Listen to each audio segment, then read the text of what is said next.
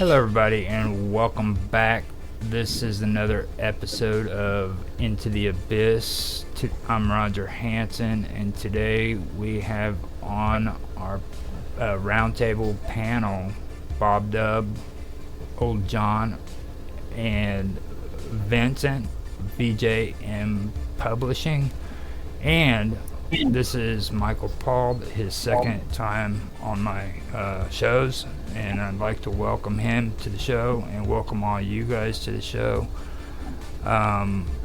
Before we get started, I'd like to start out by giving a little bit of a background on what's been going on with these interviews. Now, when I first was thinking this through, I was going to have Michael kind of discuss some of the stuff that he was talking about, but then I was like, hold on, maybe I should just bring up a little bit on what was in the interview and then let you guys give some feedback on it, and then let Michael talk about it. And then I had some stuff here too that pertained to the interview that I did with Summer. I can bring those up and everything because there's some things that was in what she said that Michael Paul said that I think is relevant to what this topic is going to be. Okay, so are you okay with that, Michael? Yes, I'm fine with that. I'm okay with that. Okay, so with that being said, let me kind of go over a little bit of what was discussed. Now, see, when we were doing our interview, Michael discussed synchronicity and that coincidences aren't real. Okay, everything happens for a reason. Your minds are creating these events. He went on to say that he thought he was going mad for months because he was seeing connections, things that were thought unconnected, but he was seeing connections. Okay. Then he went on to say that he had experienced, an experience that felt like a tsunami wave of information that flowed into him. He also felt sudden pains in his stomach at certain times. He had feelings as though he was going to have a seizure. He also had visions of a jigsaw puzzle of information that was coming together in his mind's eye, and it was very rapid, and he literally told himself to slow down, and the vision slowed down on him. Okay? Now, that was one or a few things. He went on later to say that he's been to, I believe it was Rome. He's also been to monasteries, and he has geometric symbols that would jump out at him, okay, when he goes into these places. Now, that was part of the interview that I wanted to bring up when it comes to Michael's interview that I thought would be very important to discuss. But then I also wanted to bring up what Summer was talking about. Okay.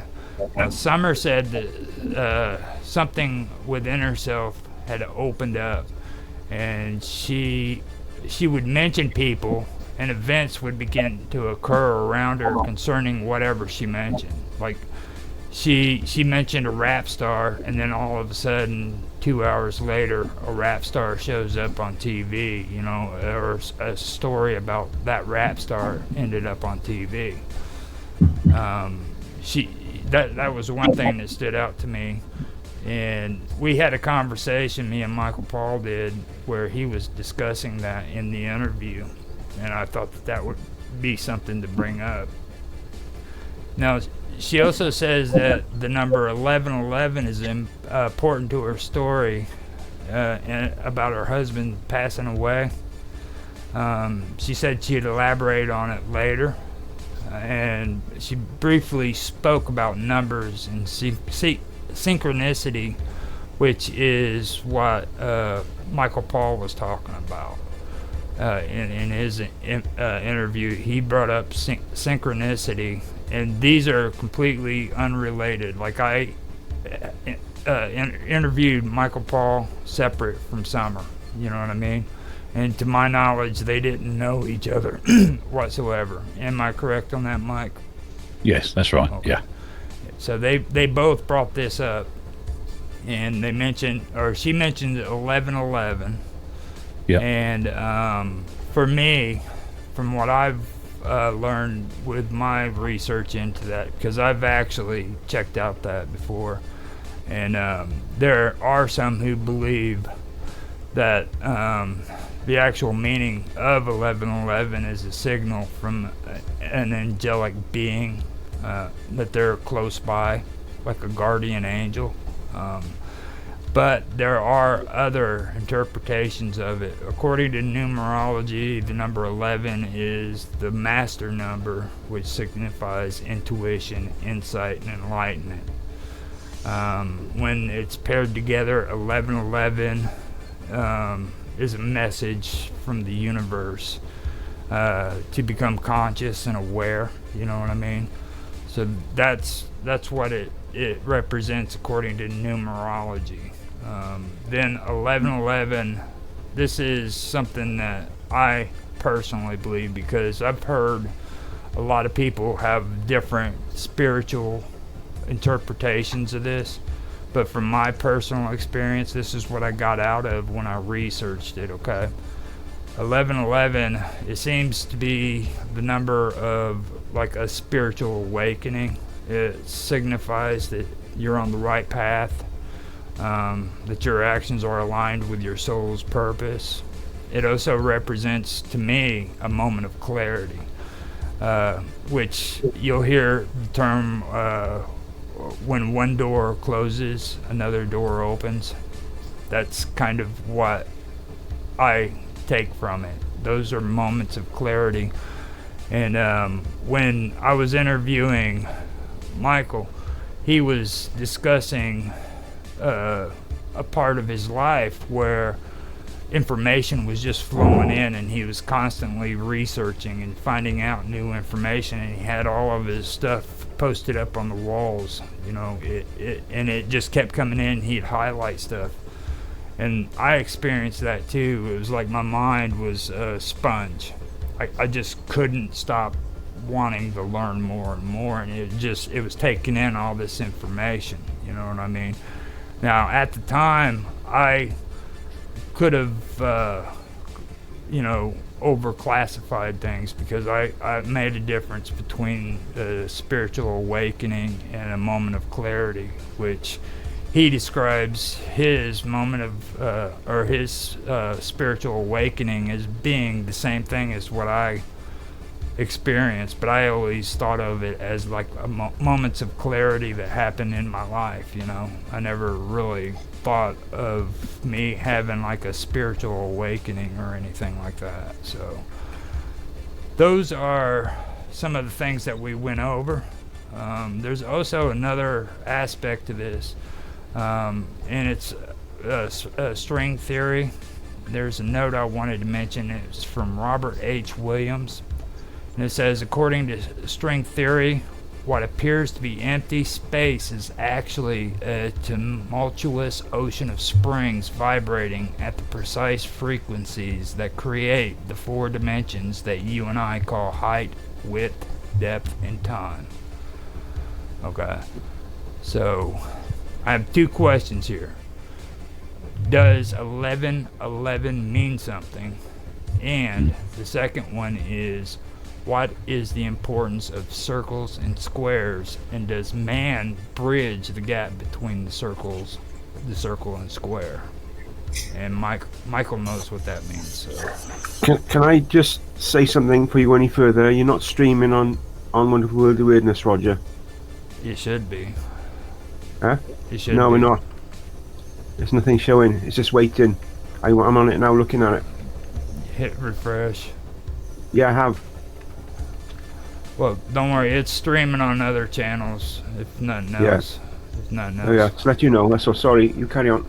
But with that being said, I'm going to open it up to you guys. Vince, you want to take a try at some of the stuff I was discussing? Yeah, well, one thing I'd like to say about the whole 1111 thing, I've actually got an article coming up on my company page about that particular phenomenon, is that if you take two 11s, that's very similar to how you can divide the tetractys, like we spoke about last time we did Into the Abyss. We spoke about the tetractys of Pythagoras, and dividing it into two 11s is very similar to the second level of the tetractys, which is the duad, which divides things into essentially masculine and feminine. So you can have a feminine 11, the first 11 is a feminine 11, and the second 11 is a masculine 11. Now, the way these are arranged, these four numerals, the 4 1s that you see in the two 11s, also are in a line that represents the great feminine axis. So you can see the fourth level of the tetractys, which represents the cosmos. In other words, earth, water, air, and fire. Those 4 elements are the same as the 4 numerals in 1111. So what 1111 means is that you're firing on all 4 cylinders, in the sense that you're functioning on the level of earth, you're functioning on the level of water, you're functioning on the level of air, and on the level of fire, all at the same time, and in synchronicity. So if you have your physical body is in good health, your emotions are in good health, your intellect and your mind and your curiosity and scientific learning is in good health, and your spirit's in good health, then you'll represent 1111, and that'll mean that's a sign of good health. So it's really just like a holy symbol. It's very similar to the quadrigetu, in fact, because the quadrigetu also has 4 parts. So 1111 is just a way of taking the quadrigetu and stretching it along a single dimension, which is pretty interesting. Guys, I can't even begin to tell you how lovely it is to speak to you all like this, openly, without fear of somebody taking the mickey and pointing a finger. That's what's stopping a lot of this awakening, is a fear of the mickey taking. You're spot on. 1111 is just, it's a handshake from the universe. You're doing is right. What I've read in certain forums is that you're supposed to observe, be present in what you're actually doing, because what you're doing is on the right track, or what you're thinking is on the right track. So that fits exactly with what you've just said there, Vince. Exactly. And the square and circle thing is huge in Freemasonry. The Freemasons logo is a square and compass.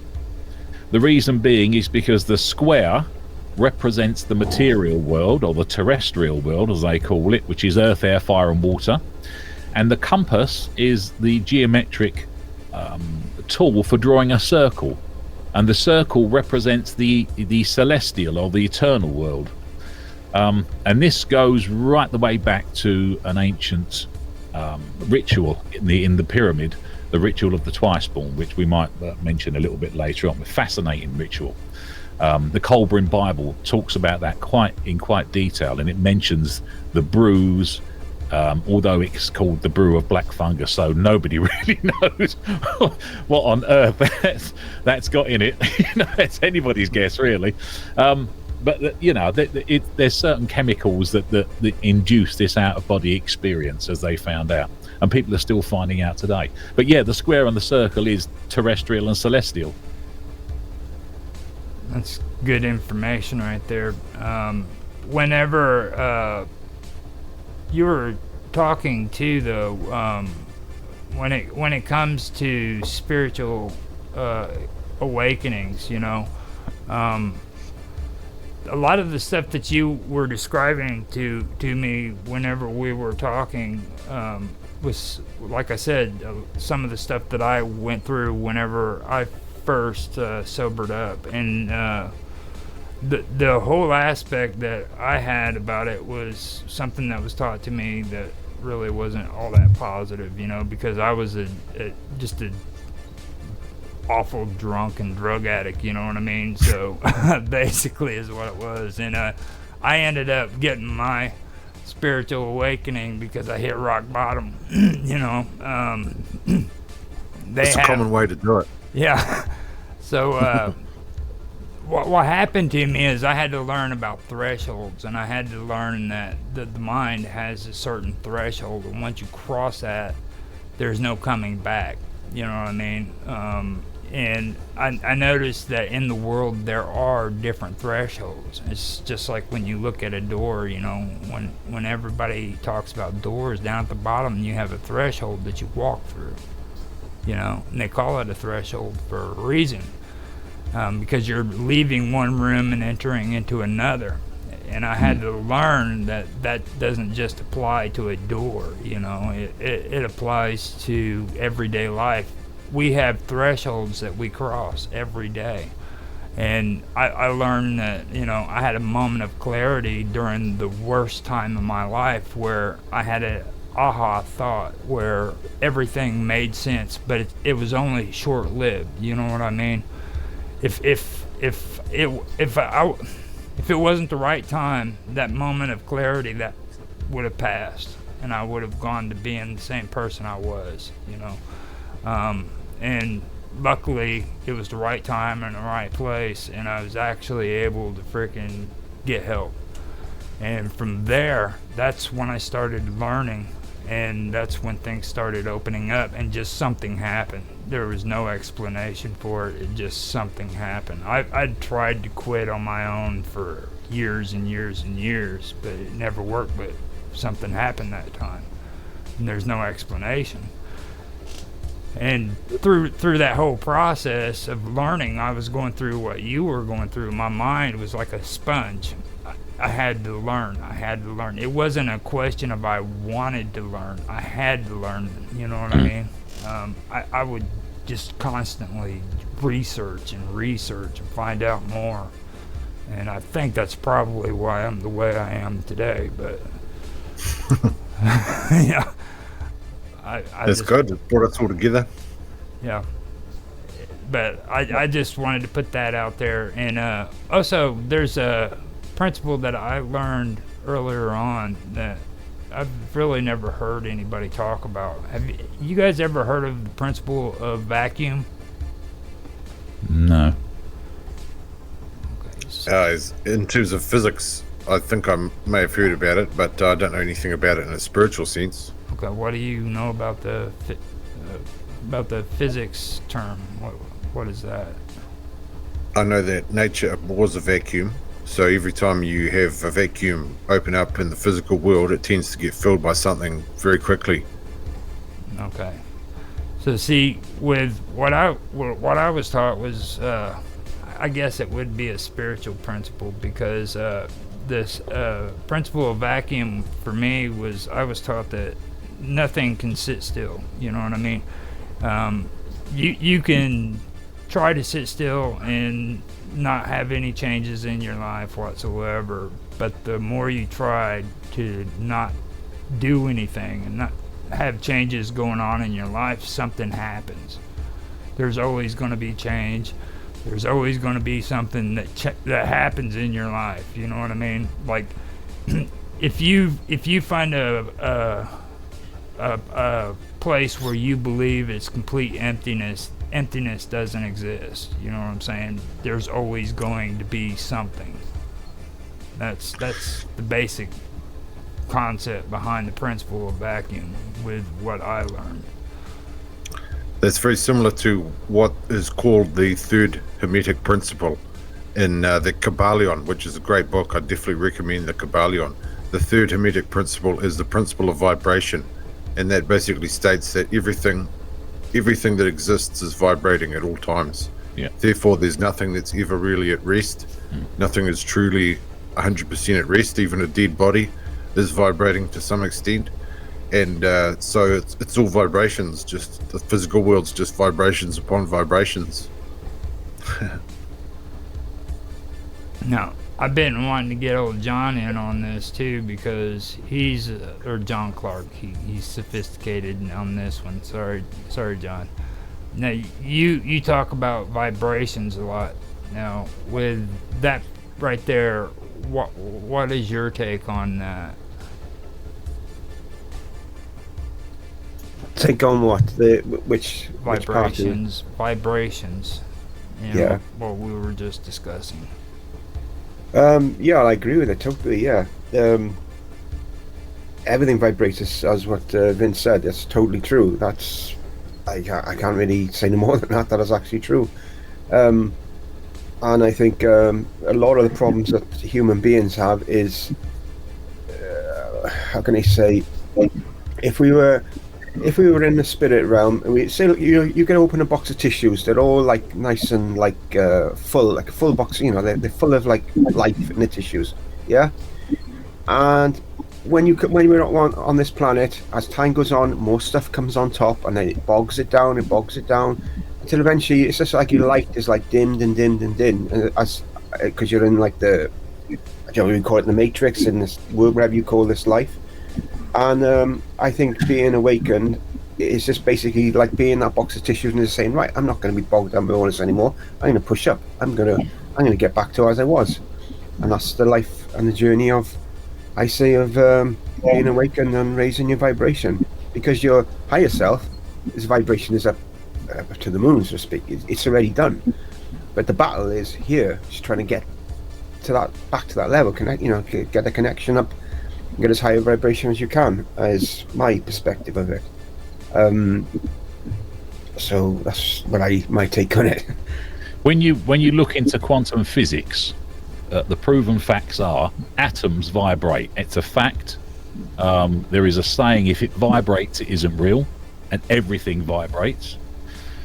And when you look at the subatomic particles, they keep disappearing and appearing, as if they're going somewhere to gain knowledge and then come back again to correct. Every cell in your body will renew itself within 7 years.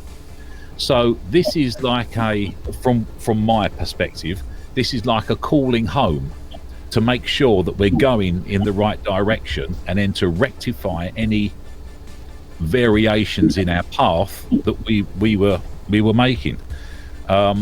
They've also said that quantum physics also says they built it was a brick wall or any sort of barrier, and they noticed that the subatomic particles were going through the barrier as if it wasn't even there, to the other side and coming back again.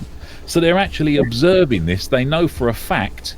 And when you think that all atoms are 99% fresh air, and they accumulate into a particular shape, so you are 99% fresh air. These are facts. These are actual facts. So when Carl Jung noticed synchronicity, and he spent a few years researching it, he came to the conclusion that your mind is producing these synchronistic events, which isn't far wrong, because you're 99% of you is not there. It's just an avatar, if you like, that's being driven by some form of signal that even Nikola Tesla said he knows there is a signal, and your brain is just a receiver of this signal, and it directs you. So even he found it. He didn't know where the signal came from, though. But it's a really interesting thing when you talk to somebody who isn't enlightened or doesn't understand any of this, and you see their face just glaze over as soon as you start saying anything about you're not actually there. They go, oh, and their eyes are gone, oh, here we go. Hold on tight. It's got to be spooky ride, this one. Pretty much. I've seen this many every times. Conversation with my partner. Yeah, as soon as you suggest that there's something more to the world than just the material, people think, oh, here's another mentally ill person. Yeah, and, that's right. And they can't help themselves. They really can't. They can't. That's why Plato's analogy of the cave is so great. Oh, fantastic. Like Plato said way back then, you can go and see the truth and then come back and try and tell people about it, and they just simply won't believe you. Yeah. So you have to deal with it. A lot of people, I had a brother like this, a lot of people are actually frightened. In their inner core, they're terrified, so their subconscious fires back before they've even thought about it. Most people don't listen to understand, they listen to reply. So you can say something and they have no idea what you're talking about, but they'll still disagree with you. And then I said to people, oh, all right, okay, so you've actually gone and looked at, no, I've never looked into any of this. Well, how can you say it's wrong then?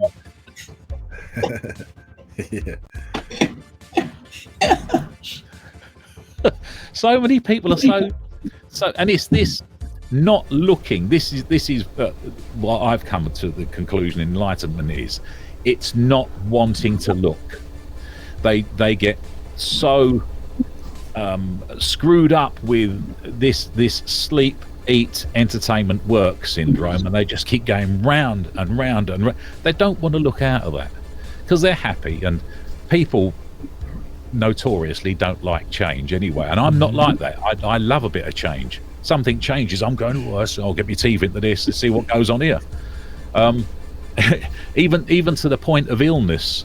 I had a blood clot on the brain a while back, about 5 or 6 years ago, and I went into hospital. I with all my understanding of this subject, I wasn't afraid, and it was changed, so I was more accepting than my poor wife was. My wife was in pieces because we all thought that I had some sort of growth inside my head, and it wasn't until a while later they found out it was a blood clot and whatever. Then they cleared the blood clot, and here I am. I'm still walking and talking. So how bad can life be? But yeah, some people don't like change at all. They hate it. Now, you see, that goes back to kind of what... Yeah, they just get comfortable. Yeah. I just found this. This is on my bookshelf. I don't know if you can see this. This is the Kybalion, my copy of it. I just found the principle of vibration is, it reads like this: nothing rests, everything moves, everything vibrates. That's the principle of vibration, and that's what I thought of when you were talking about the principle of vacuum. Yeah. Now, when you were just discussing that too, that goes back to what I was saying with thresholds. You know what I mean? Like all these people out there that don't want to change, they enjoy their lives and stuff. Now, see, they're like that, but the moment they cross the threshold that changes that, then all of a sudden things happen. You know what I mean? If things are hunky-dory, that's a term here in the United States, but if everything's hunky-dory for them, everything's running fine, they don't want anything to change. You know what I mean? The majority of people worry more about everything that consists within their household. If it's past their freaking driveway, they don't want nothing to do with it. You know what I mean? And that's just the way people are. I mean, it's not really anything to bash anybody about. It's just that's the way they are, you know. But when something happens that creates a moment of clarity in their minds, that's when something changes, and there's no real explanation for it, but it happens, and bam, they're off to the races, you know. So like living in a house where the curtains are always drawn. Yeah. Right. They don't want to look outside. They don't want to, and if they do peer outside, oh, that's nice, and they come back into their own little bubble. They're frightened to go outside of it. Mm-hmm. That's my perception of it. Exactly. Now, this synchronicity thing, I've heard not only Michael talk about it, but I've heard you all bringing it up. I've heard Vince talk about it extensively, so I'd like to hear more from Vince, get it on the stream so that we can hear from him, his take on it, because I know he's really good at this stuff. He loves talking about this stuff. Don't let him fool you. He's being real quiet, but he can fill your ear up if you'd let him. It's your turn, Vince. Yeah, regarding synchronicity, what I think it ultimately is your higher self, as some of us have spoken about before. Your higher self just sending a really subtle message that things are actually under control and things are going according to plan, because a lot of the time it's easy to fall into a sense of despair. If you look at the state of the world, like when I first became a young man, there was the Iraq War and the Afghanistan War and then the great financial crisis, and it's easy to look at the state of the world and fall into a state of despair. And so I think that synchronicity is a way that you really do that. You really set yourself a reminder to come up at a certain time, just to wake up a bit and just to say, oh, hey, things aren't so bad. It's time for me to sort of come to a higher version of my own self, even if you don't transform into your ultimate higher self necessarily, but at least a slightly higher version, such that you can manifest a higher frequency in the environment around you. So I think that synchronicity, Carl Jung, he wrote the most about it. He's really the man who you want to read if you want to know about synchronicity. And he said basically what I just said, that it's a message from the higher self that you want to make sure you're on the right track. But if you do see synchronicity in your everyday life, you should take it as something meaningful. You know, you shouldn't just dismiss it as mere coincidence. Sometimes it is. Sometimes there are just mere coincidences. But if you're thinking about a friend of yours who you haven't spoke to in years and they ring on the phone, that's not just a coincidence. Most likely, 99% chance there's some kind of connection on a super physical level, like what Rupert Sheldrake calls the morphogenetic fields. That you might actually have a telepathic connection to a person based on your harmonic emotions, because you have so much in common. So that when you think about them ringing, that does actually send a message, or perhaps it's your thought about them ringing is perhaps a clue that's been planted by your higher self previously in the past, such that your friend does ring you at that time, and then you think about it and you just sort of, hey, I was just thinking about you, and you wake up a bit. Yeah, so they're really just to help you wake up. You know, just after I listened to the interview between you, Roger, and Michael, at the end of the interview, you were talking about how we create things with our mind, and we actually make our own lives, and you talked about that man who kept the journal. So I finished listening to that talk that you did, and I was just sort of amazed, and it was so exciting and interesting. Jumped in the car, drove into town to do some grocery shopping, and I was walking through the shop, and I thought that I'd get some custard, but I didn't want to go back there to the aisle over there. So I thought, don't worry, I won't bother. And I turned around like this, and there was a container of custard that like somebody had obviously just put there, but like not a container of lollies or milk or any other thing, but right there, a custard. So, you know, for me, it was just so amazing that I'd had that really interesting experience of listening to you talk, followed by this really weird, unusual for me experience of thinking of something and then seeing it. So, yeah. It is, when it strikes you like that, it is. But you've got to be aware. You've got to be aware of what's going on around you to see it. And I think these synchronistic events are happening thousands of times per day, and we don't realize it. The subconscious just blocks it out, or you go, when they get really heavy, the synchronistic events, you start off by saying, oh, it's a coincidence. There is no coincidence. You know, there's no such thing as a coincidence. And when you say that to people, they go, oh, here we go. There's no such thing as coincidence. When you understand a Carl Jung, especially, and he's a very intelligent man, frighteningly intelligent man, Carl Jung.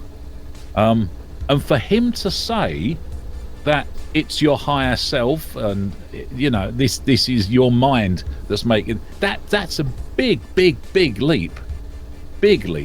I also found another conclusion when you go back and look at the double slit experiment, which I presume everyone's looked at,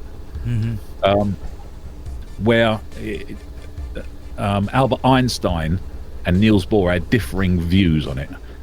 Niels Bohr said it's your mind, it's being viewed by a consciousness which changes light into a particle from a wave. And Albert Einstein, which I found very fascinating, this one, he said, no, God, which is basically consciousness that we're talking about, God knows what you're looking at and changes the view accordingly. So I thought, now that, for a scientist to say that is phenomenal. That's amazing. But he's saying the same thing as Niels Bohr. It's just that he's worded it slightly different. Put someone else's name in the middle of it. Yeah. You know, consciousness is God. That's it. That dives deeper into Carl Jung too, because like when Carl Jung starts discussing the God conscience, that just completely, it's all encompassing. You know what I mean? Like, we're all connected by this God conscience, and we have a little bit of it within us, you know. And it was like whenever I was having my interview with you, Mike, you know, I was asking you if you and your buddy Russell, about that connection you had, you know what I mean? And then there when Vince was talking, you know what I mean, getting that phone call from a friend years ago, and bam, all of a sudden you get a phone call from a guy wanting to do a movie with you. And guess who, you know what I mean? It just, things happen. And, you know, it's just pretty cool that was actually said right here, because that was something that really stuck out to me in our interview, because you kept saying over and over again that it was like somebody was trying to prove something, you know what I mean? And that was really nice. I just wanted to add that in there. I didn't know. Well, in my reading with Lorraine, she actually said at one point, Russell's telling me to tell you he's been sent to get you because you have a job to do. And it was after that I started getting this feeling that someone was trying to prove something to me. I mean, the synchronicities and the experience I had are just outrageous, totally outrageous. It's ridiculous. So much so, when you talk to somebody that doesn't understand this subject, you know they don't believe you. You know it. You know they think you're just making it up for a laugh. You know they don't believe you. Yeah. There's something wrong with him. Don't talk to him about anything. You know. And that's why it's really nice to sit here today and talk to you all, and I feel really privileged to be able to talk to you all and explain 100% of how I feel about this subject without people pointing me with sticks. Well, I think it's a whole new movement, really, that's starting to rise up. I see it all over the internet, is that people are starting to become a lot more open about this particular topic, about spiritual topics in general. Like you were talking about mockery. Yeah, I remember 20 years ago, I didn't know about these things 20 years ago, but if I had known about them and I tried to speak to people in my psychology course about them, who are all materialists, they're all coming at things from an evolutionary biological perspective, so they all believe in evolution and so on, and therefore they don't believe consciousness is God, they believe it evolved.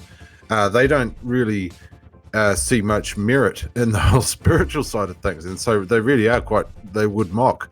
But nowadays people seem to have realized that the materialist atheist narrative has kind of hit the ends of its usefulness, and it's no longer providing any real value to people, and they want something else. They want more. Like, people are tired of being told that they are merely atoms and that their consciousness is going to be extinguished and therefore life is meaningless. People are sick of the story.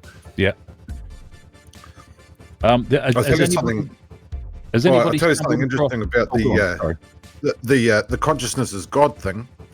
People say to me, do you believe in God? And I say, yes, I believe 100% that God exists. And they say, well, you can't believe 100% that God exists because you can't prove it. And I say, I can prove God exists. And they say, well, okay, do it. And I say, are you conscious? And they say, yes, of course. And I say, well, I've just proved the existence of God. And that's when it gets interesting, because they can react in a lot of different ways to that. But in my mind, I've proved the existence of God because of precisely what you said. My consciousness and God are the same thing. Yeah. But that people get caught up with this putting a name to it. Every religion that I've looked at, I didn't look at many, very lightly, I've looked at quite a few. They're all talking the same language, except they're putting different people in front of them. No, it's called this, no, he's called that, no, this one, no, that one. And you go, it's the same thing. It's just overwhelming love. And when you talk to somebody who's gone on to a DMT trip and come back, they talk the same language. They're all saying virtually 90% of the time, what they've met, who they've met, who they spoke to. This overwhelming love, the all-encompassing help and protection, and just everything. They don't want to come back. And everybody, I've been looking into near-death experiences recently as well. They don't want to come back, but they have to come back because it's like an unfinished job. But they have to come back. Nobody wants to come back. You can feel their house with all the family waiting for them. They don't want to come back because they know it's not real. It's just a dreamlike existence that they're instilled into by whoever entity-wise, just to teach them lessons, teach them the duality of life on Earth. It's just a fascinating thing when you look at near-death experiences, and they all say, and I've interviewed quite a few of these people, and when you talk to them, you say, what sex was this entity? And they go, female. Always female, because there is no sex when we're talking about this other realm. And the reason they say female is because all loving, all controlling, all protecting, they're all female qualities. They're all nurturing, and that's why they jump to the conclusion female. Female only means something here where we are. And there was one guy that I spoke to, and he said, no, it was a male. One person. So I said, why did you say it was male? He said, well, it was God. And I think that's his subconscious jumping in there and filling in the gaps. I couldn't find anybody else that said it was a male person. It was always a female type entity. They never see them, they just feel them. They just know they're there. Very interesting. Near-death experiences are very interesting. Yeah, near-death experiences, they seem to be the one of the best ways, apart from a psychedelic, that you can really split your consciousness off from the rest of your being, and thereby learn that consciousness is what you fundamentally are. Because once you've had a near-death experience and floated out of your body and looked down on your body from above, I've not had such an experience, but I've spoken to several people who have, then you realize that it's obviously not the brain that generates consciousness. If you're looking at your body from above, your brain's in your body, and if you're looking at it from somewhere else, obviously then consciousness is coming from somewhere else. And so it's hard to have an experience like that and then come back into your body and think, oh, that's right, my brain was generating consciousness all along. It's you've gone past that once you have an NDE. Science has looked into this subject very, very deeply for many, many years, and they still can't find out that your brain, they still can't prove that your brain produces consciousness. That's right. They can't nail it down. They've been trying for decades and they can't nail it down. Consciousness is external. We're just a receiver.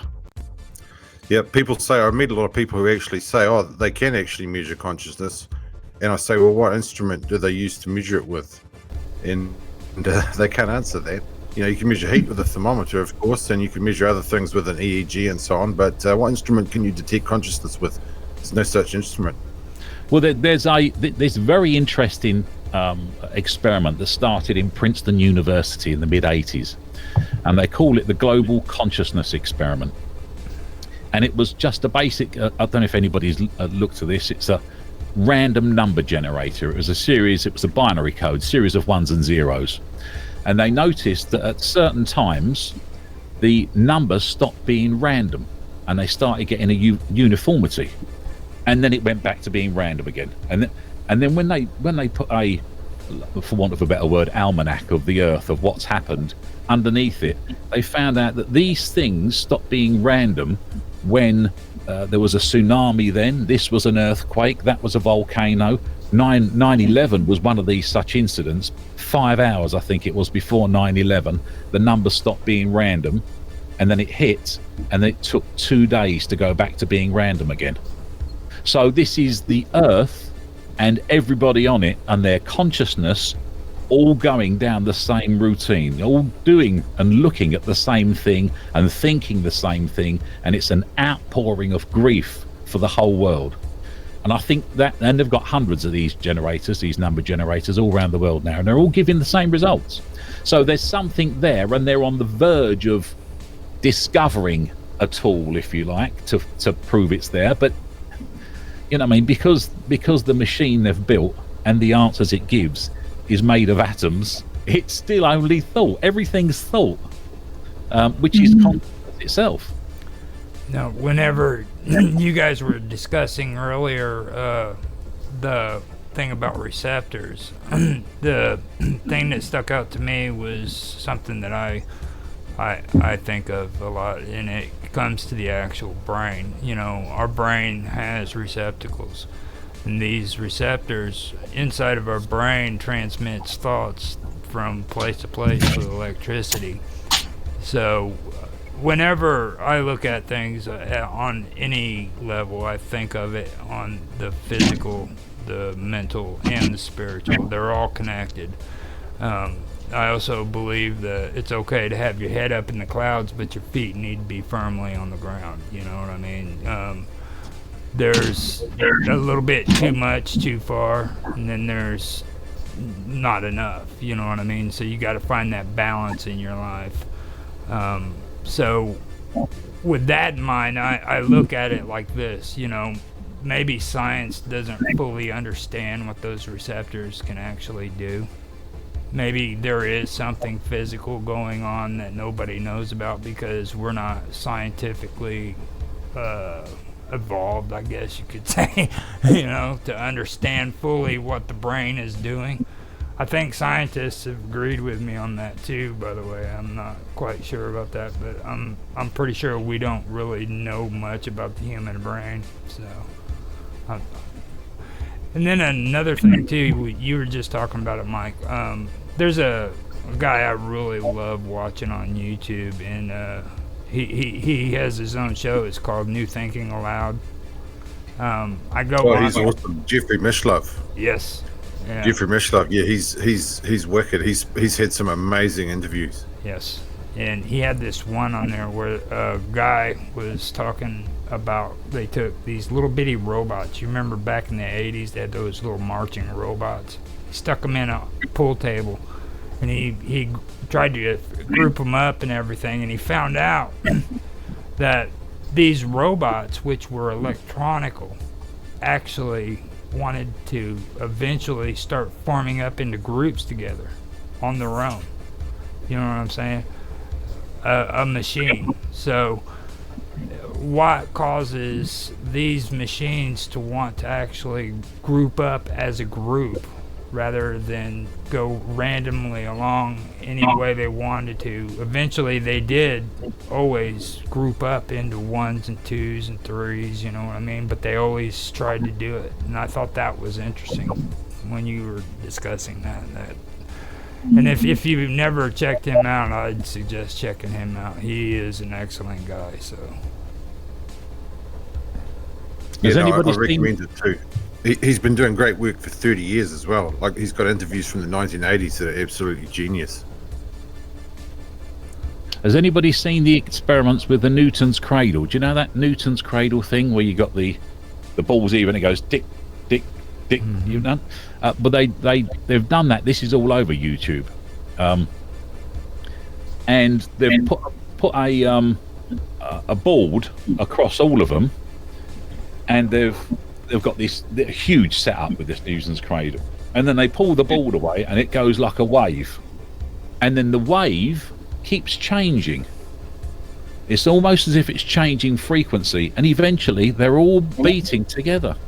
And there's another experiment with sound where they've got a tuning fork. They put a ping pong ball up against a piece of metal, and they've got a tuning fork and they put that up against another piece of metal, and when you hit the same resonant frequency of the ping pong ball and the left piece of metal, the ping pong ball jumps.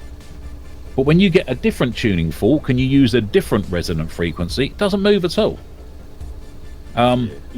There's so many legends and rumors about the pyramid in Giza, where the stones were levitated into position, but with the use of sound, and everybody's poo-pooed this idea, and then all of a sudden videos of cymatics started turning up on YouTube, which they're all over it. You type in cymatics, it's amazing to watch these tiny pieces of sand that are given a particular frequency. They produce shapes, and they start going through quite a lot of the religious shapes, like the cross and all the rest of it, and and the higher the frequency, the more intricate the shape is. But you see these shapes all over Christian churches.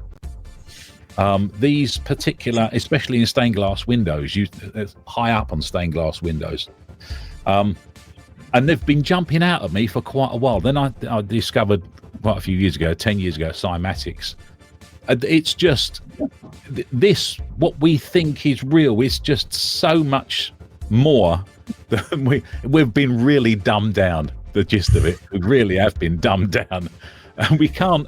How can we draw a conclusion on an ethereal world or a spiritual world? Because we're looking at that with the eyes that we think this is real. But when we find out what this actually is, what we're doing here, then we can look at it, and then I'll guarantee it will be very similar. It's just that we thought it was different. Yep. Guys, can I ask a question that's sort of a little bit different from this? It's something that you've mentioned earlier. You mentioned about joining dots that weren't there. Like, I have that experience a lot, and I find it very disconcerting because I can't tell what's real and what isn't real. What do you have Nothing's to say real. about that joining dots that's not there? Yeah, nothing's real. So you can join any dots you like. Really? Nothing's real. So any two things could potentially be dots that are joined on some different level, on some higher or lower level. Yeah, like once you abandon the materialist, atomist explanation, because the materialist explanation says everything is a coincidence. Like Michael said, the spiritualist explanation, once you understand how things work, you realize there are essentially no coincidences. But the materialist explanation is that everything is a coincidence, and that there is no higher meaning to anything. So yeah, it's different. So I'm not mad. No, not at all. No. I've been having these gut feelings. I can see two, and they could be half a day apart. Two situations occur, and I'm going over it in my head, and in my head I'm looking at the two, and I know they're linked. I have no idea how they're linked. I have no idea why they're linked, or what the outcome's going to be, but I know they're linked. And then you go 2 months down the line, poof, there we go. There was the link.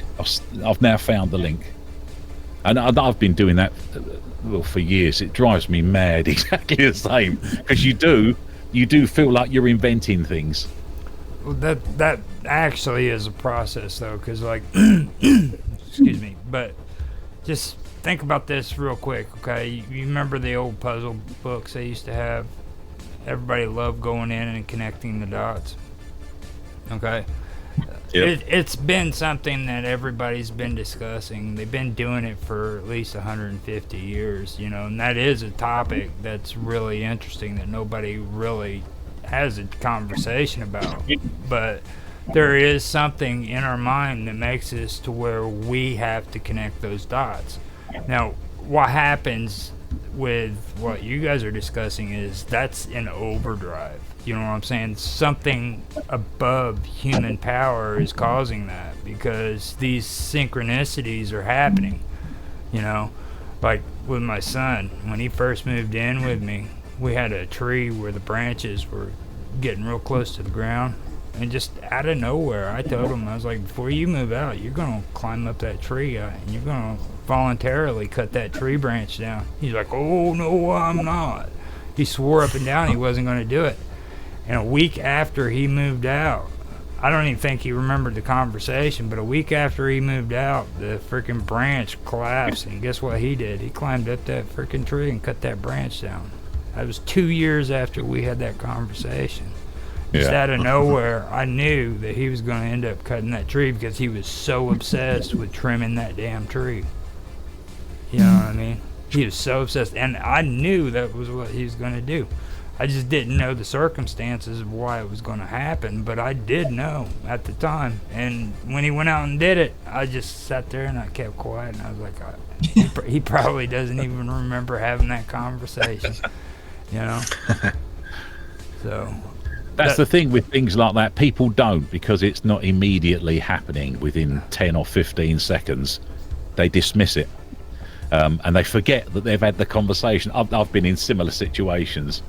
And I've had to remind. And I went, do you remember that medium I went to see? This was a while ago, to a friend of mine he's a steel erector. So he's a very hands-on material person. Do you remember that medium I went to see? Yeah. Now look at what's just happened. And he went... Oh yeah, that's gone. But you know, 20 seconds down the line, he's gone. Whoop. It's all gone. He's forgotten about it again. But I think that's what this movement is doing. To wake up the public, you have to reach a tipping point of understanding, and then, like the 100th monkey experiment, it's a very fascinating experiment. Some people say it was real, some people say it wasn't. But when your consciousness reaches a tipping point, then everybody just accepts it as being right. And I think that's the point we have to go to. Yeah, it could happen here. We get 99 people on this show, and then there could be the 100th person who may have otherwise been an extremely skeptical materialist, atheist, and they listen to us and they think, well, if that many people are talking about spirituality and making sense, there must be something to it. And then bang. I've got a friend. My history is I'm a bit of a geek. I build computers and so on and so forth. So talking to a friend of mine about this subject, who's a very material person, and his son was in the room, and I've known this family for 30 years, and his son went, Mike, if anybody else told me that, I would immediately write them off. Immediately. He said, but because I understand what a logical person you are, that gives that what you've just said so much credibility. But that's not what the general public see, is it? He's seen it over 30 years. When the general public see you for the first time, and all of a sudden you go, oh, nothing's real, you know, and they go, oh, here we go. he's fell off the earth, that one there. He's away with the fairies. Yeah, the same thing happened to David Icke. I don't know if you know much about David Icke, but you've mentioned a couple of things that he has also spoken about, like the random number phenomenon. And he had the same deal. He took ayahuasca in South America, and then he came back to Britain and started telling everybody about how infinite love is the only solution, and that God is consciousness, and that karma and reincarnation is real, and that the universe is a fundamentally all right place to be. There's nothing to really worry about. And you saw what happened to him. You know, he's famously written off as somebody who's completely nuts. And really, if I think about it, he's probably the most accurate predictor of anything that I know of anybody in the world. See, the thing is with David Icke, he tells you the answer, without explaining any of the routes. Now, that's okay when you're talking to like-minded people. But when you're talking to the general public as such, you have to try to keep them with you and explain the route, and then the end answer makes total sense. But when you just go, gosh, no, none of this is real, like, oh, hold on a minute. There's no lead up to it. It's like a slap round the face. Because he's done a video with his, I sat and watched his video, I can't remember what it was called now, his film. And he said, I bet you think that chair is real that you're sitting in. And it sounds like a line out of The Matrix, which was another fantastic film about this whole subject. Yeah. Now, Michael, there was something else or a couple things that you mentioned that I really think that would be cool to talk about too. And it's like in our interview, you were talking about that tsunami wave of information that flowed into you. Okay. Yeah. Now, I really think that that's important because there's a process that was going on there. You know, like first I asked you about that kind of feeling that you had with Russell whenever he moved into the YMCA and you had that connection. Yeah. And then you started going into discussing the tsunami wave of information that was flowing in, and then you also mentioned feeling pains in the stomach whenever you experience these kind of events that happen, you know what I mean? Yeah. And you said also that it felt like you were having a seizure at some point. And with the visions, that part about the jigsaw puzzle and stuff like that, like these to me, it sounds like processes that you were going through, you know what I mean? Physical processes as well as emotional and mental and spiritual, you know what I mean? So when I was putting the book together, it was called The Truth originally, and this was back in I think it was about June 2011 I actually finished this. And as I was putting the information together, it happened 3 times. I'd be writing down things, and I'd be looking at one screen on the computer and then looking at the other screen, and I'd read a line out of this piece over here, and then there was a biblical reference over on this screen, and it, you know, Jesus said so and so and so and so, and I'm going, oh, hang on a minute, that fits in with what I'm finding out about quantum physics over here. Is there's a link with quantum physics, and I didn't know what the link was. I now know it was DMT, because he was in a scene and he practiced the ritual of the twice born. But there was a link, and I didn't know. And my room was full of these bits of paper, all up on. It was like a nutty professor's room. Seriously, it was quite embarrassing when anybody saw it, because I go, oh no, don't ask.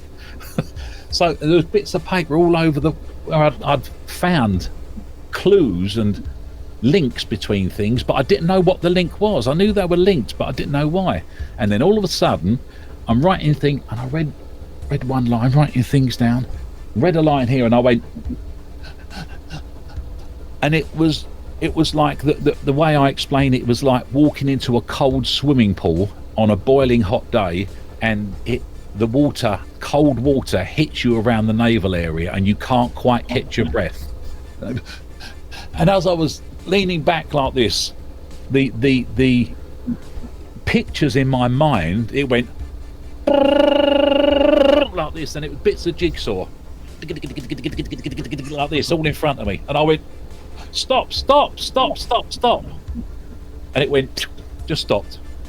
So I got up, I went and made a cup of coffee, and I come back again, and then I said, show me slowly. And tiny little bits of jigsaw, one at a time, was put in place. I could see them, I could physically see them, not in reality, but in my mind's eye. And each piece of jigsaw was a piece of what I was putting on the wall.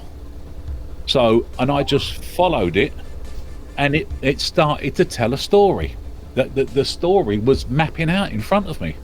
And it went from bits of paper all over the place with blue tack to one long line where all the bits matched. And I could read that piece in that one, and it matched with that, and it matched with that, and the story just gradually unfolded.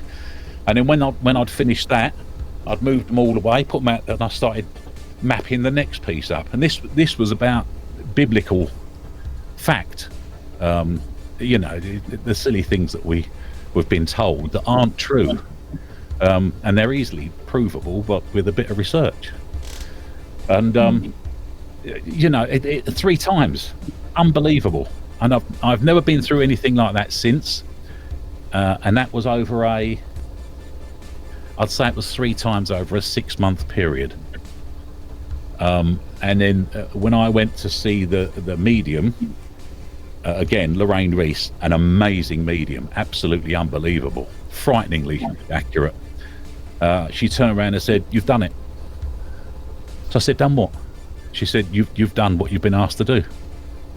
I said, "Well, I don't even know what I was asked to do, to be honest with you." So this thing that she said in one of the previous, that Russell's come to get you because you've got a job to do, she said, "You've done it." I said, "But nothing's come out of it." She went, "No, it will. Don't worry, it will. Just go with the flow." So that was, and I ended up with the book. I'm not the sort of person to write a book, especially on biblical fact and the occult, which is the term for all this, and everybody backs away from that word, occult. They'll go, means evil. No, it doesn't. It means secret. Something have you? From the word occult. It means secret and hidden. They go, oh. Anyway, I got to go. Yeah. As if you're talking about devil worship or something. So what do you guys think about that, with how he explained right there all the things that happened to him when in that moment? Like, what do you think in your mind was taking place? I've had a very strangely similar physical experience to what you described, Michael, of that cold stuff happening.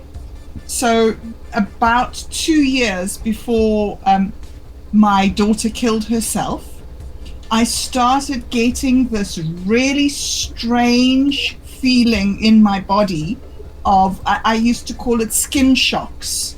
And it was just like you say, that cold thing, that thing. And it would just happen out of the blue for about 2 years. When the policeman came and told me, it happened to my whole body, from my fingers all the way through to the center of my body. And it stayed in my body for about 2 days. And then it slowly sort of started clearing from my extremities. And since then it's stayed in this similar, but I've never heard anybody explain it or talk about anything like that. And when I went to try and speak to the doctor about this thing that was happening to me, he just you're the first person I've ever heard that said anything even like remotely connected to what I was experiencing. So when I've spoken to mediums about this, because it was very concerning. Yes, yes. As if I was having some sort of seizure or a problem, and I didn't realise that it was going on. When I've spoken to mediums, they say, no, that was a download. Something was downloading. The information and knowledge was just hitting you, and it really was like a tsunami of information, and it was just overwhelming. I'm quite a logical person, and to sit and talk like this has taken me 17 years to be able to say this, but it was an information download, and you're probably coming across the same thing, but with a more of a direct item, more of a direct piece of information. Okay. Fascinating. I had a dream New Year's Day, and it's just slightly linked to what we're talking about. Basically, in a dream, it was I kept seeing code all night. I was seeing code, like 5-6 figure numbers, letters, all coming across like on a black screen, white numbers. And this went on for hours. I kept seeing it, and I thought, what the hell does this mean? Then I spoke a word, which of a language that I don't know, but I spoke it. It meant something, I don't know what. And there was something else. I've told Bob this, and what was the last bit? Can you remember? But I said it in my video as well. I can't remember what the last bit. Cocoon. Was it? Cocoon. Oh yeah. There was and a cocoon. I saw a huge village, town, city, and it had some sort of cocoon on it. And I saw that all day, and I don't know what. I knew I was meant to talk about it because the dream had ended, but I kept seeing that village or that town all day. I kept seeing it, and I still don't know the proper meaning to it, other than the fact it had some sort of cocoon around it. But I've not been able to understand what all that meant. I don't know if it makes any sense to any of you guys, but especially the code. I've got no understanding what that means.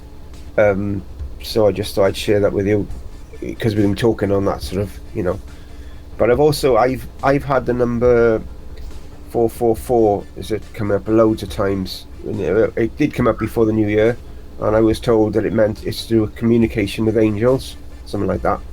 And it actually, once I was open to that, I felt that I did have communication with angels. For me, how I know the difference is angels tend to communicate with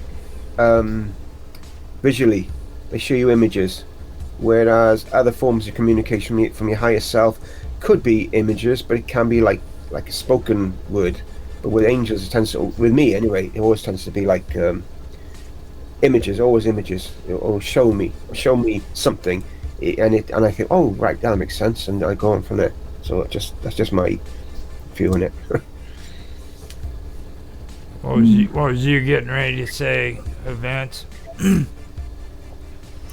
I was just going to say it would be a good topic for perhaps another show. I feel like we've got enough. We could easily do another show about the similar sort of material. Mm-hmm. We've got enough to talk about. I think we're only scratching the surface, really. It's especially when it comes to what people out there in the wider audience already understand. Mm-hmm. I mean, I know for a fact that there's a lot of really highly educated people out there who haven't even begun to think about the world in terms of spirituality. They're still purely in the materialist paradigm because they've never met anybody they respected who could explain anything else, and that's what I think we can do well. have a show full of not completely crazy people, maybe slightly crazy, but not completely crazy, and so people can listen to us and think, hey, these guys just might be onto something. Sounds like a plan. Now, when you mentioned the word paradigm too, that is something that really stuck out to me on the tech talk that me and Tan and Mark had when it comes to AI and the thought process that goes into AI. Now, in order for AI to work, it has to be able to freaking understand the differences in paradigms. So it has to do a paradigm shift. So when we're thinking, okay, the one thing that separates us from artificial intelligence is the fact that whenever something pops up, something changes at the snap of the finger, our brain is able to freaking change from the old paradigm to the new paradigm, which includes that change. Okay, and computers have never been able to do that, and that's what they're working on right now. And I find that pretty interesting too. Whenever you always bring paradigm up, and that sticks out to me, Yeah. So that's pretty cool. And I agree. I think there's a whole lot of stuff that we could be discussing. See, this is the good stuff. This is what people really should be wanting to listen to, because we're talking sensible, And I respect each and every one of you, because the stuff that you've said is really, really fascinating for me. You know what I mean? I love it. I love doing research on this stuff and finding out things and going deeper into it. So it's just like I went through and discussed with you guys the stuff that Michael had just brought up in his interview, which this stuff, I've heard it over and over again, okay? It wasn't as much as what Mike was talking about with Summer, but she even brought up the same basic principles in a different way, but you can always hear it if you just take time to listen to people. And there's more to it. John brought it up earlier today when it came to Summer. I mean, there's just something that's there that's more than just seeing ghosts. You know what I mean? And it'd be easy to just sign it off as saying, "Oh, she just saw a ghost. She just saw this." But it goes with generations. You know what I mean? This stuff happens with people through generations, grandmothers to mothers, to daughters, to sons, fathers, and I've been noticing that a lot too. So that's an aspect of it that really sticks out to me. When you look at how your subconscious mind gets programmed between the ages of birth and 7, your surroundings will program your subconscious, and then your subconscious builds brick walls between, well, that's not possible because I'm here, and I will never do that because I haven't got this, and they're the brick walls. They're the knee-jerk reactions that you react to for the rest of your life. Psychology tells you that if you do something a certain amount of times, it gets instilled into your subconscious, and that's how you can retrain yourself. It's very difficult. You can retrain yourself, but with the children, as you just said, like if the mother's psychic, then the daughter is more inclined to be psychic. It's because they're in an environment where these brick walls have not been built. So the brick walls where Daddy, I just saw something. No, you didn't. Take the notice of that. They don't say that. And I know a woman whose mother was psychic. Her mother never said, "Don't take any notice of that. It's just ignore that." She always encouraged it. Yeah, you may well have seen it. And it becomes such a natural thing which it is. This is all nature. This is all Mother Nature at work. That's what we're talking about. So that, I mean, most of the public have gone down this route with the big thick brick walls. I can't do this. I can't do that. I've got a friend incredibly negative because of the way he was brought up. And I say, well, just do that. I'd never be able to do that. So what are you talking about? It's just click that on there. This was a computer. And he clicked it. He went, I've never done anything like that before. You just clicked. All you done was clicked it. What's the matter? You've just done that. Wow. But he was forever saying, I can't do that. I can't do that. I can't do this.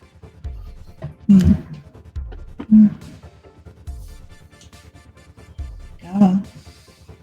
So this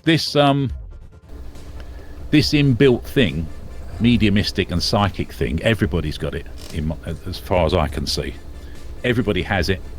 It's just that we have to get to a point in our subconscious where we know it's possible, and then it will become more and more into use every single day.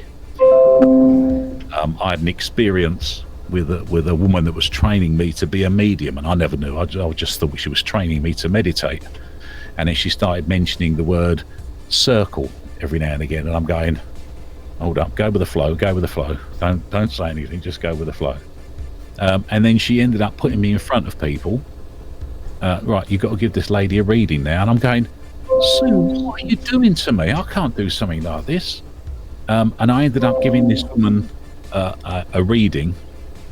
And this was at the point when I didn't realise whether everything was just pure consciousness, so it's just a stream of information, or whether these mediums actually talk to dead people, the dead people's consciousness. I didn't realise the two was intertwined, and I was dancing between the two. Yeah, they do. No, they don't. It's just information in the universe.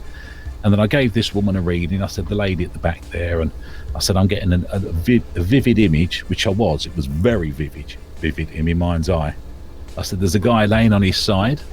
I said, he's passed.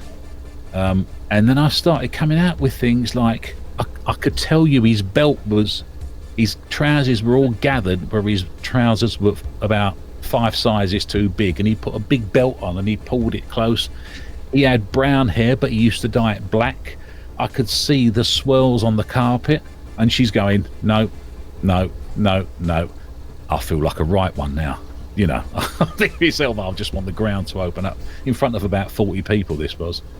So I said, okay, no problems. And I got given words, don't you dare do that. And I thought, and it was an instruction that was different to the picture. And the instruction was from somebody and to someone. So it was almost like someone saying it. And that was different. But I didn't say that. I said, okay, no problem, I'll just get me coat. And then we had a bit of an interval. And then the other woman got up and she went, I'm getting given the same picture now. I said to the same woman, there's a bloke died, so and so, this happens, that's happened, the same sort of route. And then she went, and he's telling me to tell you, don't you dare do that. And I went, oh my God. Whatever these people do, I've just done it. I had no idea what I'd done, and it took about 3 days for me to get my head around, no, the consciousness that is that person hasn't died. It is one of the streams of a global consciousness. So there's 8.5 billion streams all making up a global consciousness, and we are all one separate stream. And that was a real turning point for me, because now I know that they talk to, not dead people, because the person doesn't really exist. They're talking to that person's personality. That was a big turning point for me. I think a lot of people also forget the reason why people are called mediums. The term medium, you know what I mean? It's not a power or anything that's coming from within yourself. You're a vessel for this stuff to travel through, you know what I mean? And I think that's one thing that a lot of people don't take into consideration. And mediums have been saying that for years. I mean, forever. And when I say years, I'm talking thousands of years. You know what I mean? They've always had that principle. So that's the one thing that I do want to mention as well. I mean, you're just the vessel that this information can travel through, you know. I think John had to go off and he said that there's going to be times where he'll have to break away and everything. With what was been said, is there anything else that you guys would like to add to it that we've not discussed? Nothing? No, not really. Now, before we go, though, I do want to mention that Bob Dub convinced me to come on and do a stream with her about what dualism, duality, and that's something that we've all been kind of talking about and everything. I know Mike mentioned it and everything, and Vincent's big on that too. I'm pretty sure he's mentioned it a few times. So if you guys want to come on to her show with me, I finally was able to convince her to do a show. I ended up, she came on to this one, well, we need to do one, and then I told her, well, you know, I really didn't want to put Into the Abyss onto the schedule, so I was able to take my show off the schedule and put hers on there, so we're good. And, Roger, I don't remember this happening this way.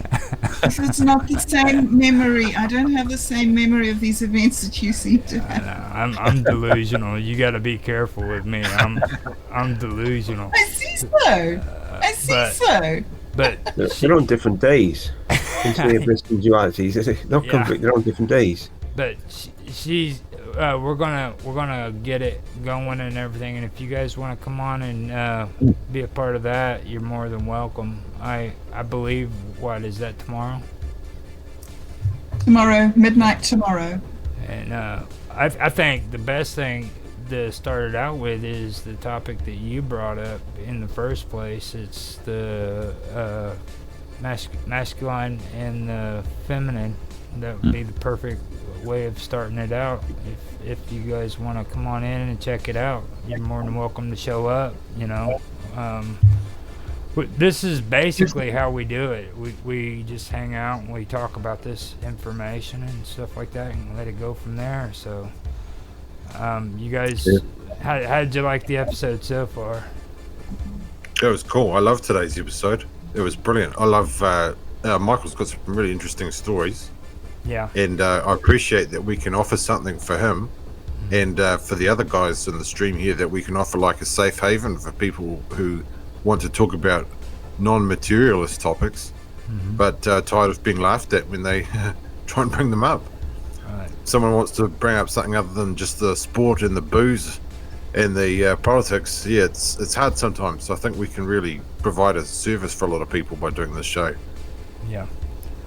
And I was really interested in getting all you guys together because you guys really fit together, being honest. Like hand in a glove to be serious. Because like John, he's quiet and everything today, but he's big on vibrations and stuff, and that's what Bob talks about, vibrations, and so does Vince too, don't you? Yeah, vibrations, frequencies, energies, they all tie together. And then John contacted me, said, man, you got to interview this guy. And I'm sitting there and I watched his video, and the more I listened to him, I'm like, oh my goodness, I do have to freaking interview this guy. So I interview him, and then he just starts saying a whole bunch of more good stuff, you know what I mean? And I'm like, oh wow. So I knew that it would be a good deal to have everybody come together and do a show together and get this stuff out. And like you said, Vincent, we could do so much more. You guys are always welcome. I don't want to set it up as a scheduled event, you know what I mean? So whenever we do this, it'll be organized on a certain day, and we can get it together and have it going good. So yep, it sounds brilliant. Yeah. Now, John, you want to say something? No, I'm good. I'm good. I'm good. Okay. I'm good. I'm glad that everybody showed up here. I'm glad that you guys were able to get everything out and say what you needed to say. I'm completely amazed by it. So, with that being said, I want to thank everybody for being here, and we'll end it here. I'll talk to you guys later. Brilliant, guys. Right. It's lovely to meet you. All right. Cheers, guys. Love to talk to you all.